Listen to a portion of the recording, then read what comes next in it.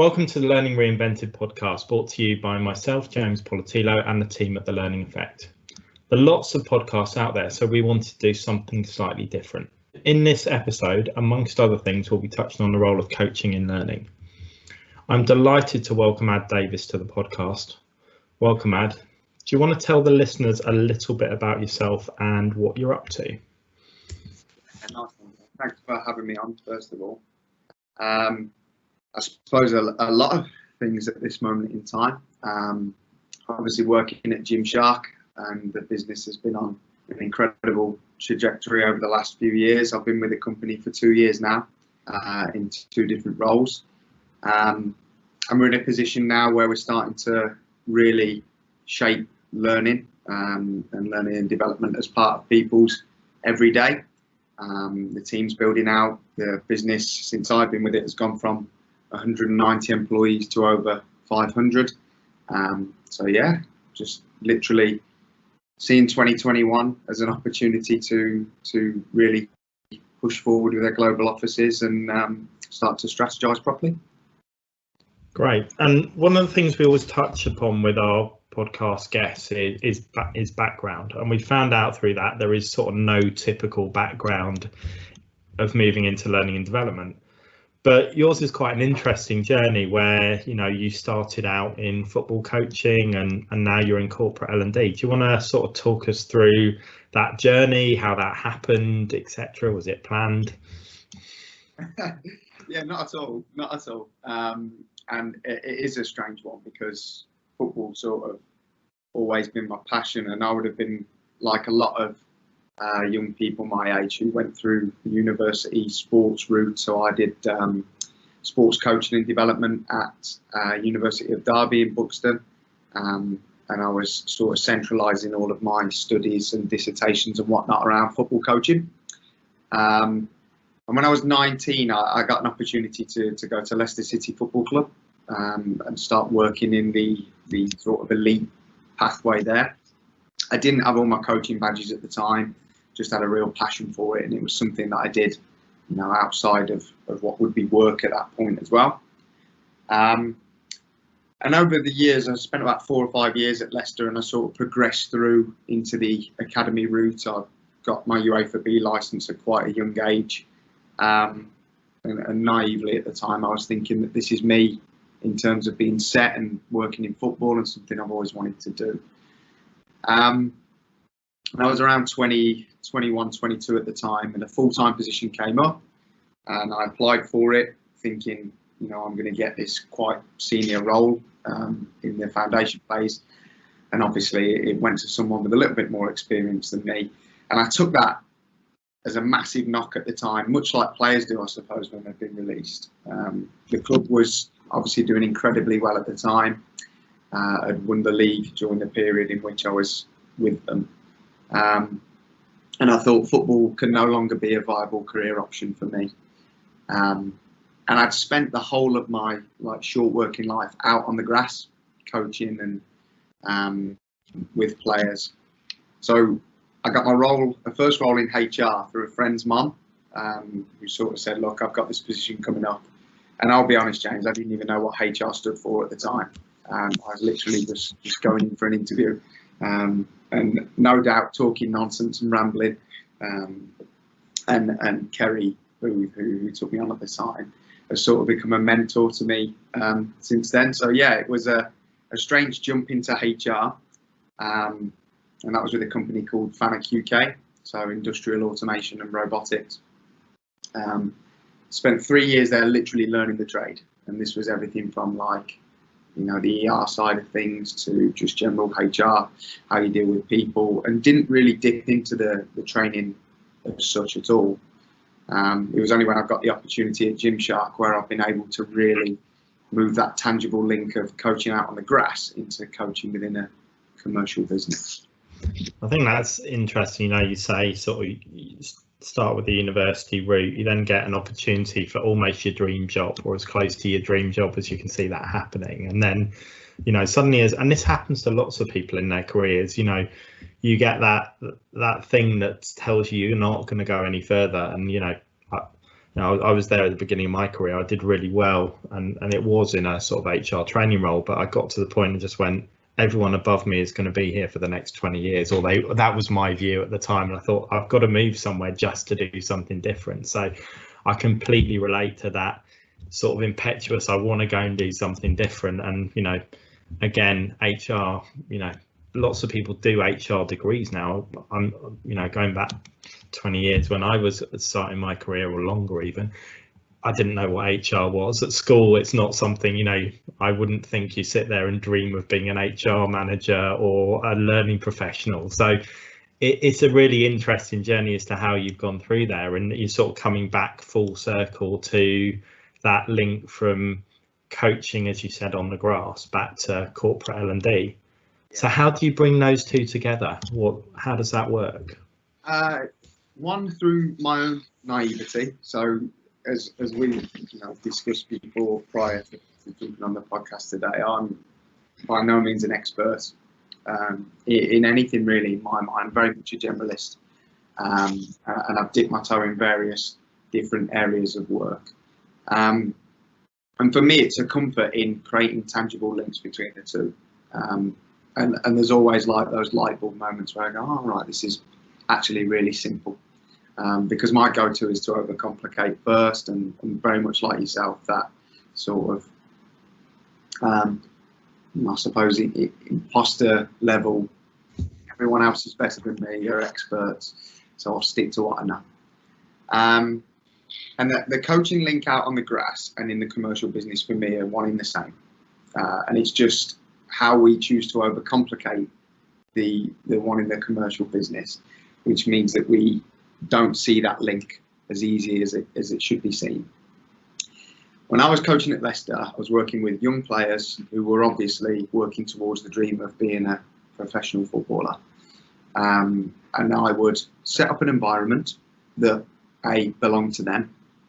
So irregardless of whether I thought it was a good session or not, we worked towards what was required, but within the club curriculum, to teach people coach people at certain points. We would set that environment up. The session would very much belong to them, so you're dipping in and out as and when. So if you see something, it's not going in to automatically correct. It might be pulling someone out to ask a series of questions and use techniques. And then the individual element as well, where we would take people away from the group session, if you like, and put them in scenarios where they could work on a certain skill. Mm-hmm. In the workplace, we will set up environments and training sessions. We will invite people along. We will deliver our content because we think our content is the next big thing or a great idea. And it's very much in most businesses, and I am assuming because I've only worked in the few that I have, where people will come to a training session, they then leave, and there's no sort of repetition or fallback to what you did in that training session or on that coaching day. So for my own simplicity in my mind, just marrying the two, that scenario out on the grass is no different to how it should be done in a commercial business where skills are concerned. We should be putting people in an environment that belongs to them, i.e. tailoring it to their job and the things that they do day to day. Teaching them the skills that they need in order to develop, rather than just teaching them a skill because we think it's a good idea as coaches. And then lastly, leaving them in charge of it.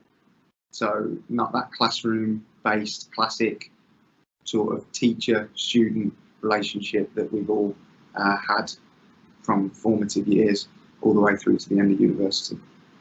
So it's giving that control back to the learner and you playing that role around the edge.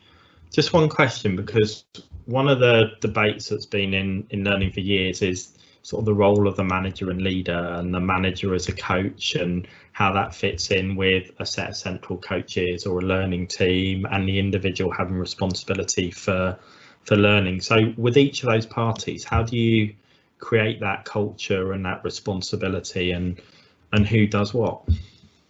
Yeah, that's a great question.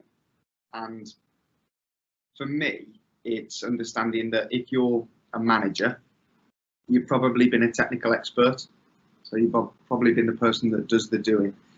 So in terms of coaching as a skill set, we have to do the same thing with managers as we would, anyone else within the business, in terms of putting them in the environment where they can practice that and understand it, rather than just kicking them a piece of course content or a book and saying, read that and then you can start coaching with your people.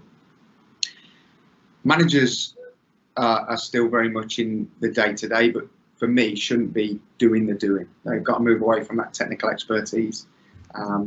They shouldn't be the busiest employee. They should be facilitating the environment for the people around them to be executing and performing as such. Where leaders are concerned, and it is only my opinion, there's not a massive difference there between managers and leaders. We all have the capacity to lead. It's just the sort of personality and individual spin that you choose to put on it. So when I'm coaching leaders and coaching managers within the business, I'm not really making a massive differential between the two. Leadership and management is one in the same to me. It's just the environment you create for your people, if that answers the question. It does, but I think, again, going back to the football point and the thing you talk about, technical expertise, we've seen the case where some great technical players become great managers, possibly because they've got the innate leadership skills and all the rest of it, and they've, actually understood the environment they're going through, and others have made absolutely terrible managers and leaders. And it's going into the corporate world, and it can become even worse because, as a player, you can make hundreds, thousands, millions if you're great in a particular role. But if you're then looking at it and going, in a corporate world, often the money comes from going up the ladder. Yes. So you might be really great technically, you might love what you're doing, but the only way to progress is to become a manager and leader, which can take you away from what you're good at and what you love and what motivates you. So how can you build that into the corporate world, or how can you challenge that way of thinking?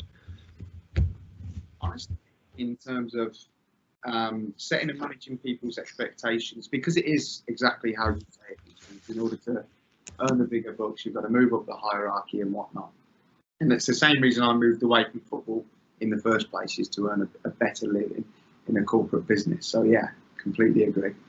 But setting and managing people's expectations at the outset, in terms of what management or leadership is in comparison to the technical expertise of being a really great creative or someone who works in tech, and helping people understand that you need to arm yourself with a completely different skill set, various different set of technical expertise, and you're not going to be afforded the opportunity anymore to do the doing.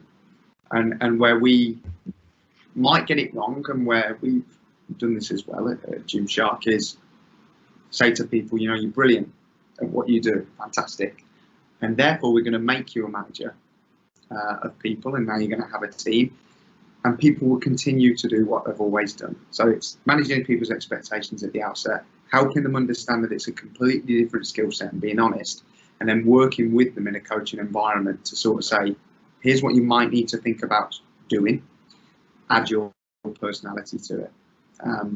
And that creates frustration for people, right? Because they want to move up the ladder in their technical expertise. But such is the way that businesses are set up. It's a challenge to be wrestled with. Yeah, I think you touched on at the beginning the growth that Gymshark's going through as well, and naturally roles grow, and people who've been there at the beginning want to progress and move through, and you almost have that pressure, don't you, of those people wanting to move up, wanting to retain the role as their department or function just escalates and gets bigger and bigger. So that must be a real challenge you have to work through, because I've seen sort of lots of startups or high growth businesses struggle with that because they don't get the balance right between helping those people grow and evolve, keeping them engaged, bringing new people in. That can be a real challenge. Yeah. And there's two sort of phrases that are coined regularly here. One by Noel Mack, who's the Chief Brand Officer, which is think laterally. So how could we potentially do this different? Can we get our heads together and sort of go way off piece as to what is the standard, and think about how to set those people up for success in different ways? And the second is actually Ben, obviously, Ben Francis, who says, bring people in who are better than you and phrase it that's what it is. So, bring people around you. If you're going to need technical expertise, you're a manager of people, a good leader. Bring in the people who are better than you at the technical stuff. Yeah, and he's done that, recognised that early doors.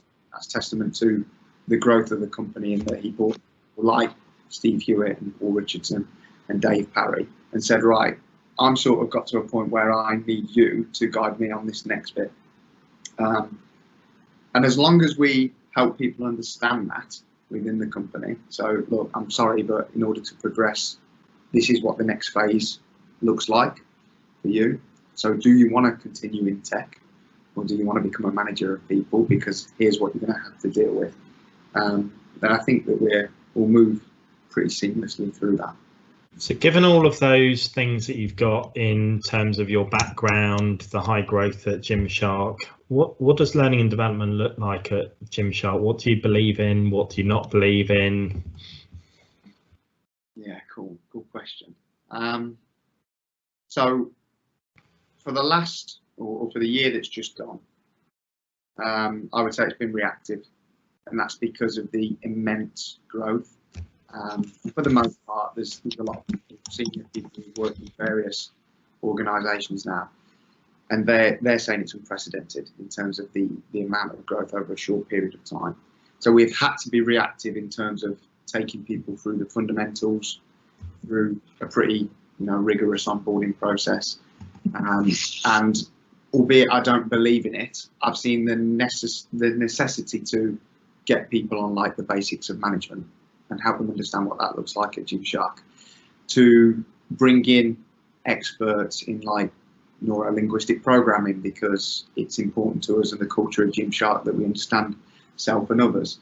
And we've not been able to do the proactive, really strategic stuff in L&D that you support people with through the learning effect and that we would like to do.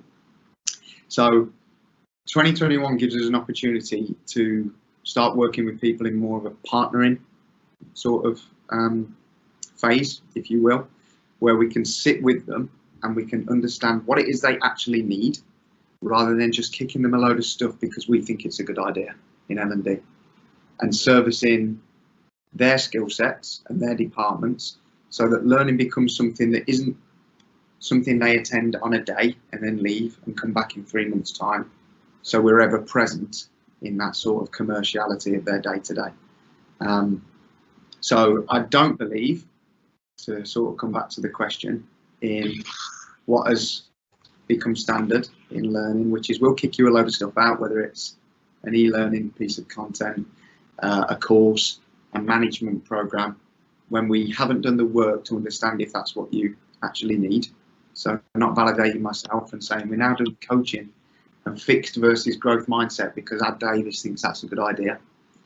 I do believe in spending some real time to understand what a department or a function at Gymshark actually needs, and sort of taking it out of their hands and saying, all right, sounds like you need a little bit of this, and you're telling me this, and therefore here's something we can do for you, and becoming a part of their day-to-day. So it sounds like you're going to partner with those functions and help, take them on that journey where you're not telling them, or pushing the latest fad or your own personal views. You are that facilitator to help them reach their goals. And I think that's going to be an interesting journey. You talked about the growth, trying to maintain culture and those things. So the role of learning in that will be an interesting journey over 2021. And do you think that events outside this year, in terms of COVID and all the rest of the disruption we've had this year, has changed how the organisation views things, or have you just worked through it? Yeah, I think it would have been really easy to, obviously you've got to be flexible, right? And we've got to make that sort of adaptable shift to, as we are right now, we would have been sat in a room, I assume, doing this at some point, which would have been really nice. So to transfer everything over really quickly, make it work on Zoom or Teams, and do things the same way we would have but just across this format. We sort of made a conscious decision to not do that because they're not the same, and therefore we have to service people in a different way.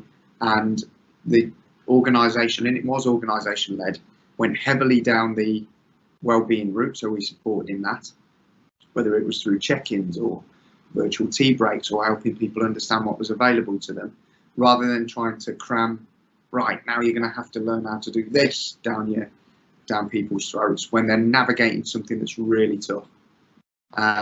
So yeah, I do think it will be viewed differently, and I do think we have to move away from where we were prior to even 2020, and doing workshops and whatnot, and sort of flex that approach, whether it's through the provision of learning through webinars and whatnot.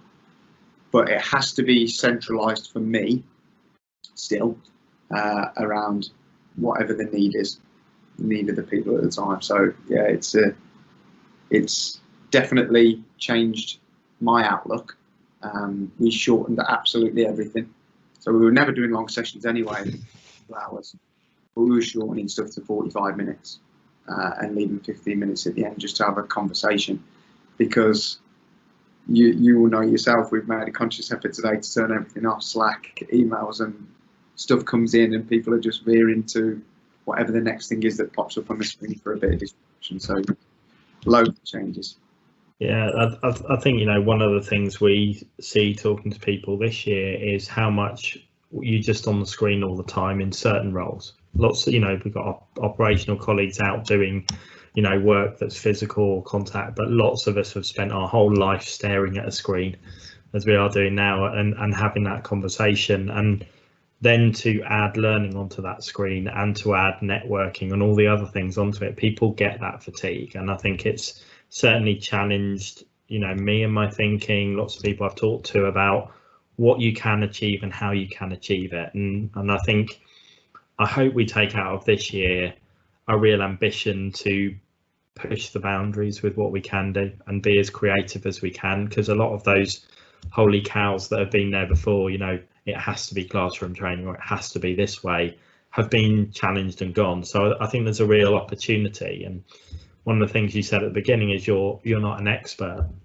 but I think often the experts are very honed in the traditional ways of doing things. So it's a real opportunity for you to step onto the pitch on the grass and do something that's unique and different. When I was on the grass at Leicester City, I went through that phase of setting things up because I thought it was a good idea. I'd develop a session, I'd create something that I think this will really work. And when it came together, it would validate my ideal of that was your idea, and therefore, you know, continue with that premise. Instead of setting things up for the conditions of the people. And when we spoke at the same event, you popped up a slide and you were talking about, hopefully tonight, what will happen is you will engage with my content, you'll take something out of it, the lottery numbers will fall in, the world's all aligned, and we'll all go home happy. And I've still done that at Gymshark. I've still made that same mistake 10 years later, in terms of coming in, feeling like I've got to validate myself, so kicking out loads of stuff because I think it's a good idea, and trying to force myself to be that expert. And it's only on the back of what was 2020 where I took a step back and gone, you know what, that's not going to work as we move forward. That is not going to work, and obviously kicked myself for replicating the same mistake I made 10 years ago. But you've got to do that in order to move forward, right? But yeah, really interesting. It was that conversation and your talk that made me go, you could be doing this again. I think we do, you know, despite the fact we even recognise we learn those lessons, you still catch yourself falling back into and getting caught up with the swell of what people are doing, or, you know, the need to be seen, or, you know, the need to make an impact. Yeah, absolutely. No, I suffer with a part of that transition from something I know I'm really good at, i.e. the football stuff, into a commercial business means that I'm one of those people that thinks, are you good enough to be doing this? Is this an environment where there's loads of incredible people and loads of experts and you're kicking out this learning stuff and you're not an expert? So I do suffer with a little bit of that imposter syndrome as well, questioning myself regularly. I think, as long as that doesn't become debilitating, it's a good thing to have. I think if you're not questioning yourself and challenging yourself and not, balancing that self-awareness with trying to, improve and enhance yourself. And we started the conversation sort of looking at your career journey. Let's go back to that now and let's look at what's going to happen for you next. So where do you want to take Ad Davies? Where's your career going now? You know what? I'm notoriously incredibly bad planner, which is awful for someone that works in strategic learning, I suppose. And I've never really I've fallen into absolutely everything I've done. The opportunity at Gymshark was sort of a fall into, and then I've made something from there. And I've never looked at the standard. If this was an interview, you'd be saying 5 years time, and I've got no idea. What I do want to do is really sort of get on board with the business's thinking in terms of that lateral thinking. I think we've got a huge opportunity to disrupt L&D and the way that we could potentially do things. And not just because I suppose we can or we want to, but because it's needed. I'm always talking about HR and learning. I know that going through that phase of what was personnel, HR and people, where you're a service organisation, people come up to the office and knock the door, and moving into that, becoming part of people's day-to-day and servicing them properly on the basis of their needs. So I think for me, I want to take L&D and learning at Gymshark over the next few years, along with the team, by the way, which is headed up by some incredible people, into a space where people will turn around and say, well, I've really got that right there. And you probably couldn't pick it up and just replicate it in another organisation. It's something that we've developed for Gymshark that works for Gymshark in terms of our offerings. I don't believe that we'd be able to just pick it up and put it into the Learning Effect or put it into Jaguar Land Rover because it's not reticent of the culture in those businesses. And I just want to be on that bus. I want to be part of that journey. But I'll be lying if I said I've thought anything more than a year ahead at this point. I think at the moment no one is. We're possibly thinking, a few weeks or a few months ahead. But I completely get that. I've never had a career plan. I've taken opportunities. I know what I like and I know what I don't, but I've never had that 5-year, 10-year plan. Some people do, but I think the point you make about that individuality of offer and creation of solution for Gymshark is critical, because one of the dangers is that you do something brilliant, and you have a great impact, and Gymshark continues to be successful, and we love success stories. But certain people would then go, okay, I'm going to take the Gymshark formula. So, you sit there and you produce the Ad Davies book of the future of L&D as brought to you by Gymshark. And some people will take that and they will just put it in without really thinking about what are those lessons and what is the contextual stuff that's important to your organisation. And I think being able to paint your own journey is critical. So be really interested to see what you do come up with and see what are those transferable lessons, but what are the unique challenges you face over the coming years and months as well. Yeah, and I'm not strangled by, I suppose the reason why I've got this outlook is because I'm not strangled by the need to do certain things. And even prior to talking to you today, when I've sort of said to you, I'm not an expert and we're pretty much all making this stuff up. I'm not lying, that's just us being transparent, but we're afforded the opportunity to be able to do that and move flexibly, change things quickly. So I'm not held down by a massive 3-year management development plan. To flex it and change it as per the needs and as they change, which is something that, fortunately we're afforded to do here. I don't think everybody has that sort of flexibility. No, sometimes people are far more constrained. And beyond learning development, it's been a really challenging year for all of us. in different ways. What have you done at Gymshark to sort of keep people engaged, keep people motivated? What's happened beyond that to maintain that culture and drive? It's a great question.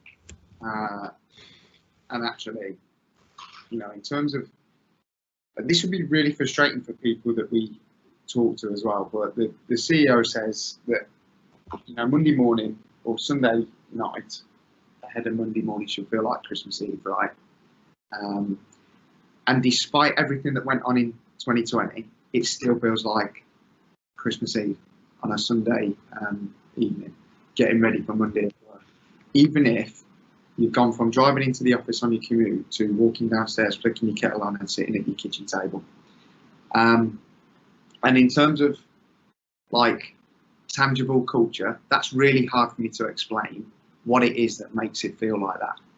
But I think it's literally because there's to go back to the values and whatnot, so transparent. So when we did have to make the shift, and when people were uncertain about stuff and how's this going to affect me, the company were really forthcoming from a people team perspective of saying, this is how it affects you. Here's the conversations we're willing to have if you're unsure about this. And then all the way through to sort of just the provision of stuff for people. And it's not that, ping pong table and blah, blah, blah, that's culture. It's helping people understand that they still fit in and they're important. And that's something that Gymshark's done incredibly well in 2020 when, they didn't have to. There's a hell of a lot of uncertainty and people were, outside of Gymshark, there's a lot of uncertainty and people struggling in my own experience. So they just helped you understand that you're still a part of something and that they still care, and that community that is so important to the business is something that absolutely everyone's still part of. I think that's critical, and we're gonna face another few months at least. Who knows what that future is, but maintaining that drive. I think just reflecting back on our conversation, it's really interesting. You talked about starting at Leicester. You're now at another successful business. So going through that and maintaining that, and again that's quite aspirational and inspirational for people. But there's also that element of certain people will be waiting for it to go wrong. Yeah. So you'll see that were Leicester a one season wonder, and I think they've proved not to be, because they're again pushing this season. Or are Gymshark just going to go big and then disappear? How's that going to be sustainable? And that must create either a good pressure or a potentially negative pressure on the business. You know what? I'm only speaking for myself. I've never thought about it. I've never thought about whether Gymshark won't carry on in the trajectory it has, whether it will hit a peak. And that's because we don't talk about things in terms of being important just for tomorrow, or we'll hit this next year, this financial target and whatnot. The terms, the phrases that people are using are about legacy. How do we disrupt your big brands? Nike's, your Addies, your Lululemons. How do we disrupt that marketplace? What can we own? Which means that this becomes something that is around and forms a community for longer than a 5-year business plan or 10 years.